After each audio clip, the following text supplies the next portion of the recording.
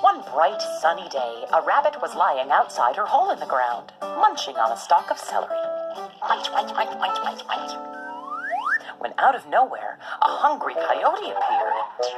"How are you, my tasty morsel, mean rabbit?" I'm, fine. The rabbit could see the hungry look in the coyote's eye. Yummy bunny. She knew she had to think of something quick to get the coyote's mind off eating her. So she said, You know, I just noticed that my tail is short and fluffy, while yours is really long. Duh, so what else is new?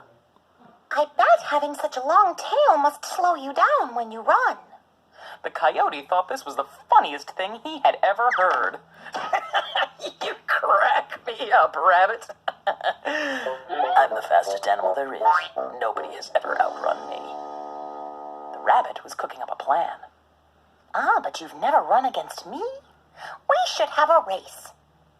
Now the coyote was certain that the rabbit had celery on her brain, so he said, "All right, rabbit, I will race you to the four corners of the earth. But then, whoever wins gets to eat the loser." That's fair enough, but I will need 4 days to get myself in racing shape. It's a deal. I'll be back in 4 days. The coyote headed home. He could almost taste the yummy rabbit dinner that he would soon have. I better get moving. Oui, is this Cousin Celine in Paris?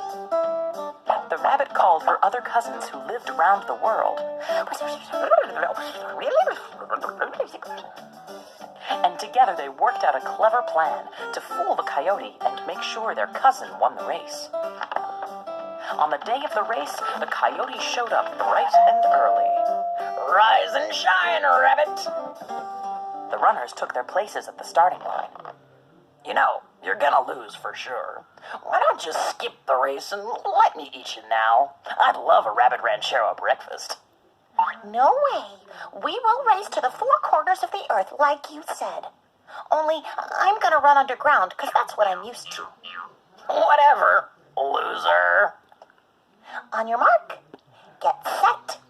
Go! And off they went to the four corners of the earth.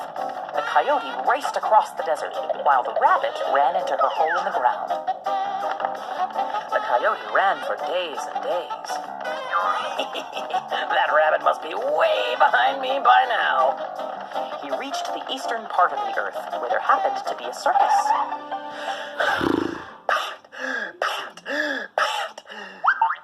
Then suddenly, a rabbit popped out of a hole in the ground just in front of him. Aye!